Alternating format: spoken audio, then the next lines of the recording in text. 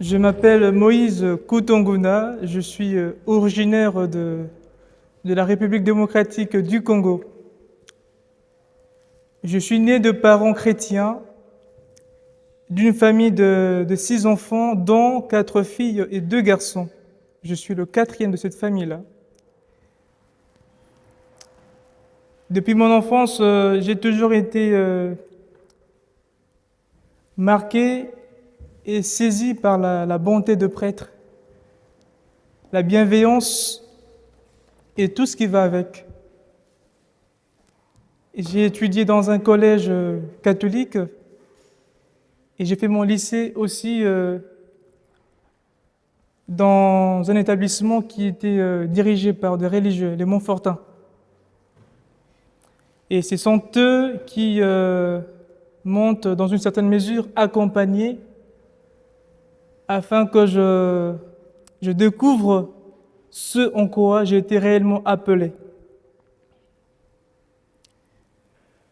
En vrai, ma vocation, je la dois d'abord au Seigneur, puis à mes parents, ensuite aux prêtres et religieux que le Seigneur a mis sur mon chemin en vue de faire sa volonté, de mettre ma volonté dans la sienne, mais pas dans les siens.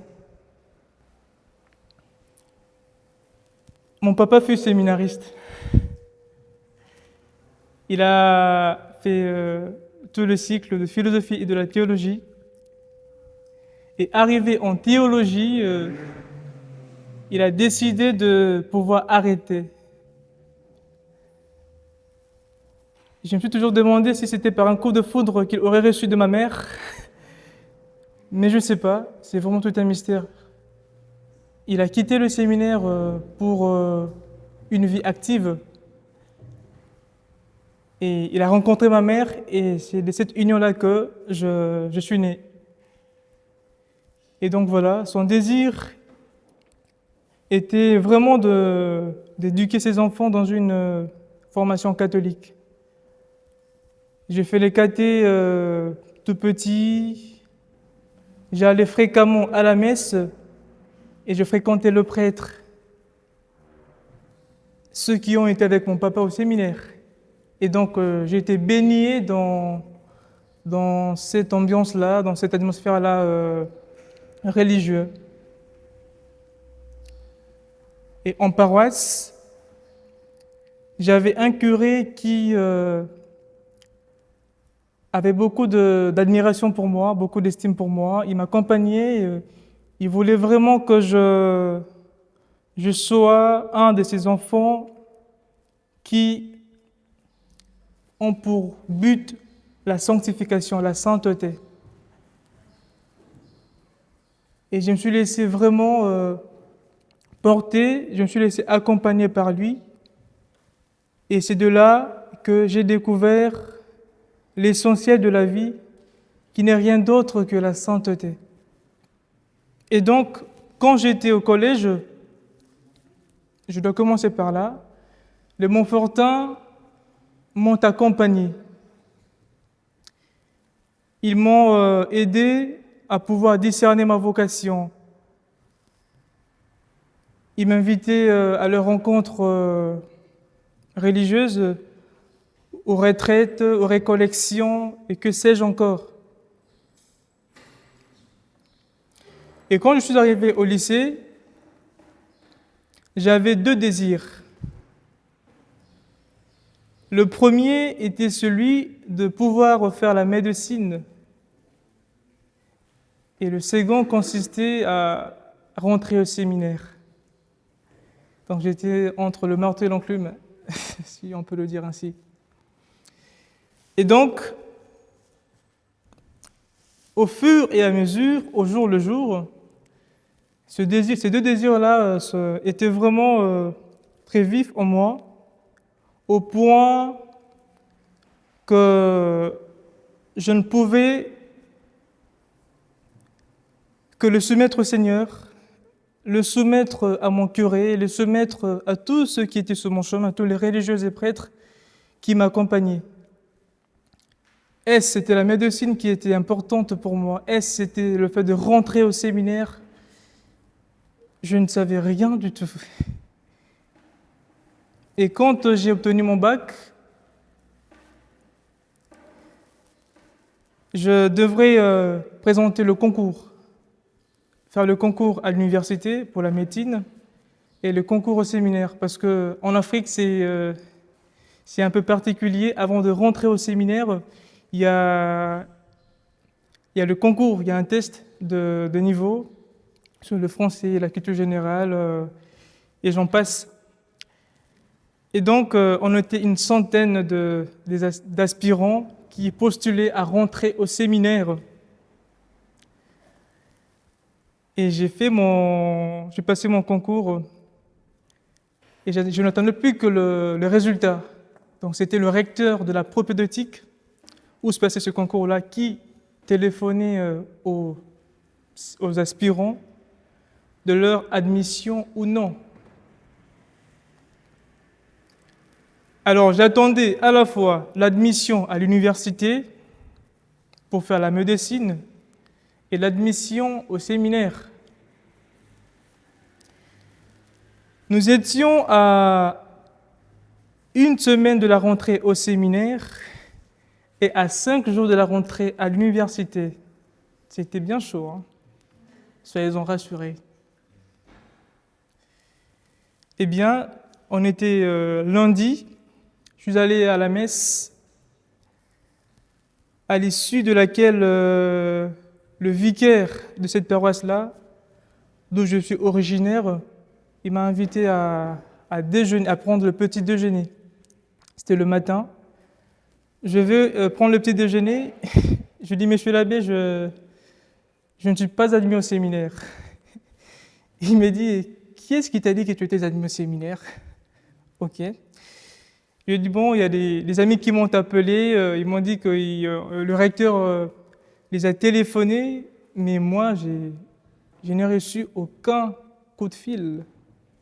Donc ça m'inquiétait un peu. Je me dis, bon, de toutes les façons, si je ne suis pas admis au séminaire, je vais faire la médecine. C'était clair. Et lui, il était là dans son silence.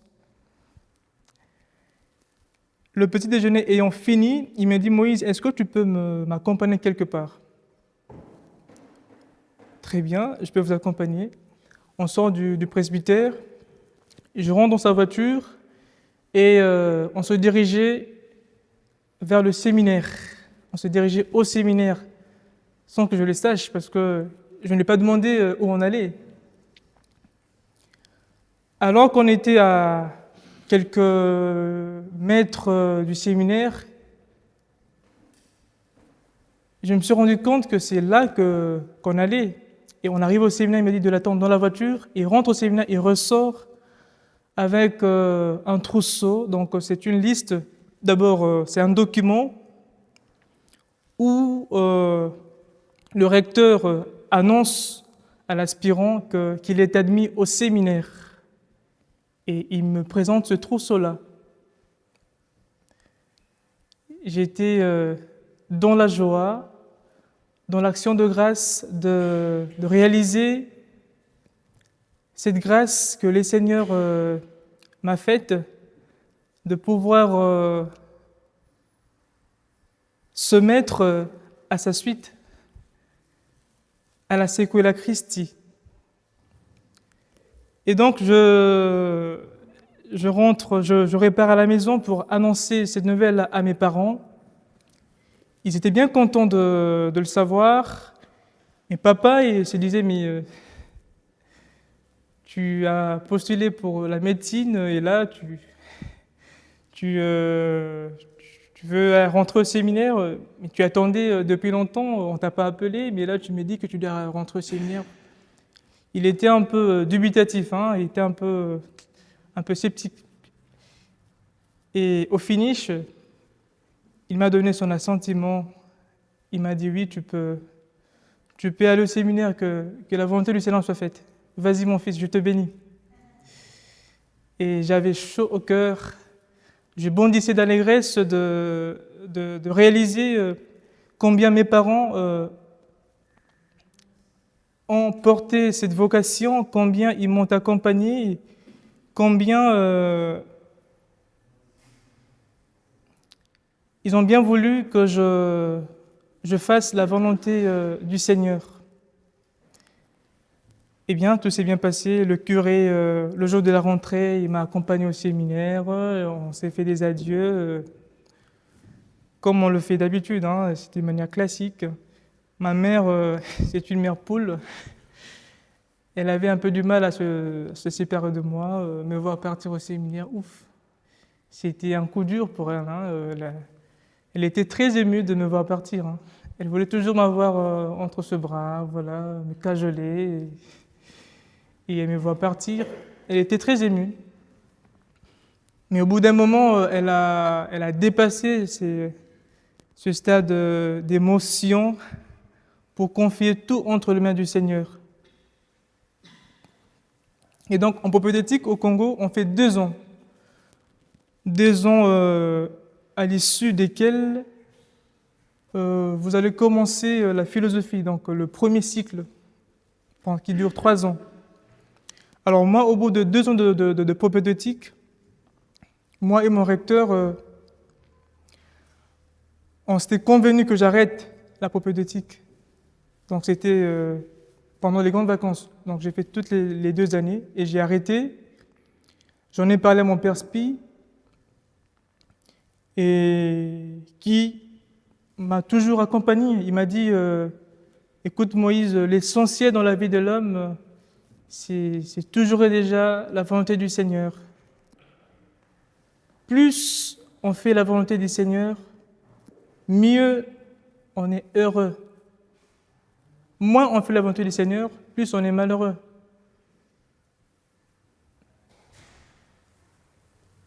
Il m'a dit ça. Ensuite, il me dirait, qu'est-ce que tu penses faire? Je lui ai dit, j'aimerais bien faire la philosophie à l'université.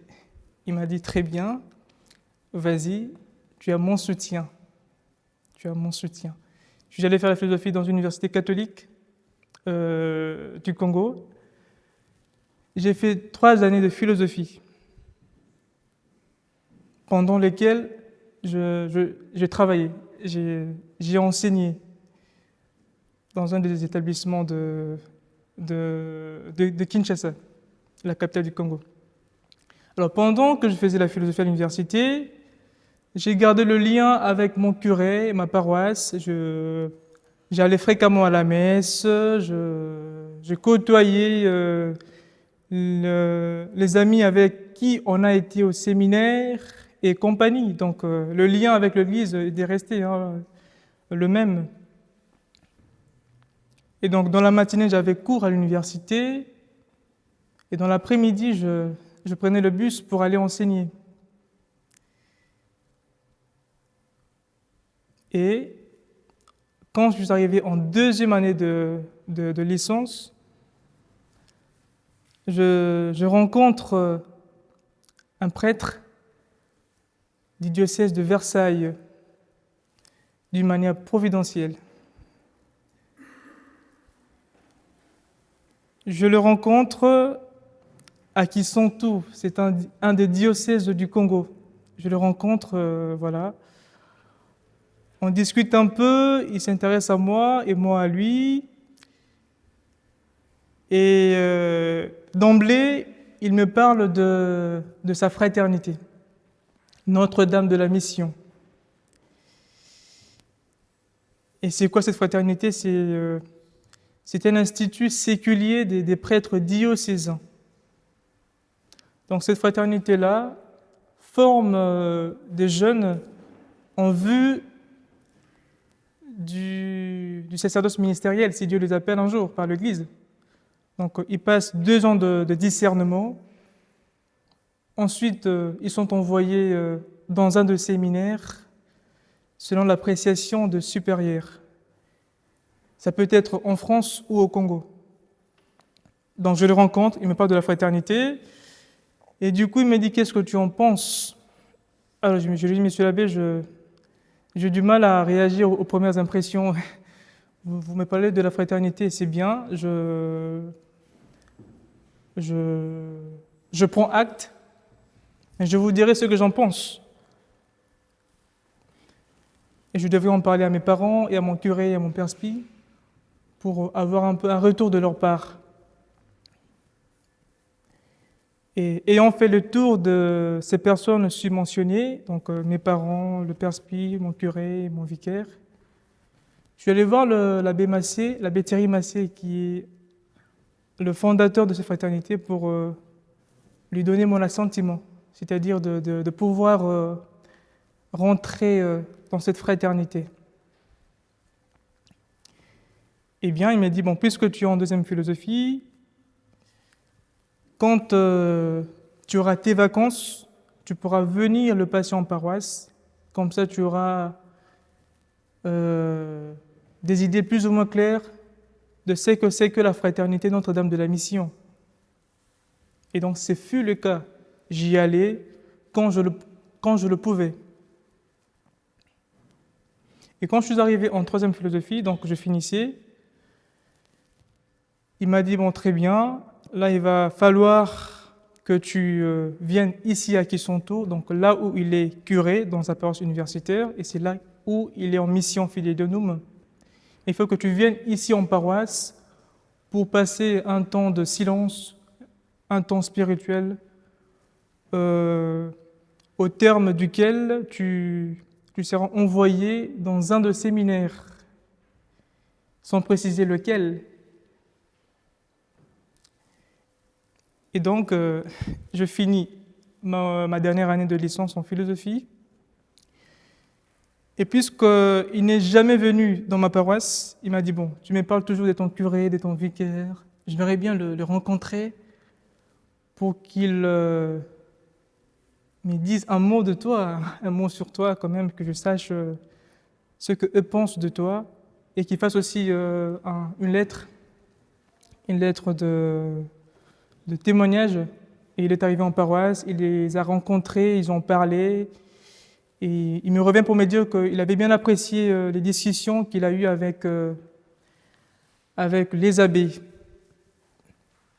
Et donc, il ne restait plus que je fasse mon bagage, que je plie mon bagage pour le rejoindre en paroisse. Et quand je l'ai rejoint, donc je devais arrêter avec l'enseignement parce que c'était plus possible, d'autant plus que je devais aller à Kisonto, dans ces diocèses-là. Et donc j'ai arrêté l'enseignement pour dire oui au Seigneur. Je suis allé à Kisonto pour passer ce temps-là de discernement. Et là, on est en 2022, vers la fin. Et quand je suis arrivé là, il m'a demandé, Moïse, est-ce que tu pourras t'occuper des jeunes en paroisse, dans le groupe des jeunes? Est-ce que tu aimerais bien faire des cours de français pour des jeunes qui viennent d'arriver dans la frate? Et j'ai accepté volontiers. Et ça durait 1 an. Mais avant que cette année-là ne s'achève, il m'a dit que je suis admis. Il m'a annoncé mon admission dans un séminaire français. Il m'a dit, tu es admis dans un séminaire français en France et garde ça pour toi. Garde ça pour toi et dis-moi ce que tu en penses. Alors je lui ai dit, vraiment, je ne m'y attendais pas. Je ne m'y attendais pas. J'étais bien ému parce que je devais quitter ma famille, quitter ma patrie, quitter mes amis et compagnie pour répondre à l'appel du Seigneur, donc se mettre à sa suite. Et donc voilà, je lui ai dit, certes, c'est pas facile de quitter sa famille, de quitter ses racines culturelles, mais puisque c'est la volonté du Seigneur, oui, monsieur l'abbé, je le veux. Il en était content, en effet. et il a lancé les démarches administratives qui l'ont permis de m'envoyer ici pour le compte de cette fraternité, la Notre-Dame de la Mission. Et donc, ma vocation, comme je le disais au seuil de ce témoignage, je la dois d'abord au Seigneur, puis à mes parents et aux prêtres et religieux que le Seigneur a mis sur mon cheminement vocationnel. Et aussi, ma vocation, je la définis comme la réalisation de l'action du Seigneur dans son projet. Oui, c'est la providence divine. Donc, alors que je ne m'y attende pas, eh bien voilà, il intervient pour que tout soit pour sa plus grande gloire. Tel est, de manière laconique et sommaire, l'essentiel de mon témoignage. Merci.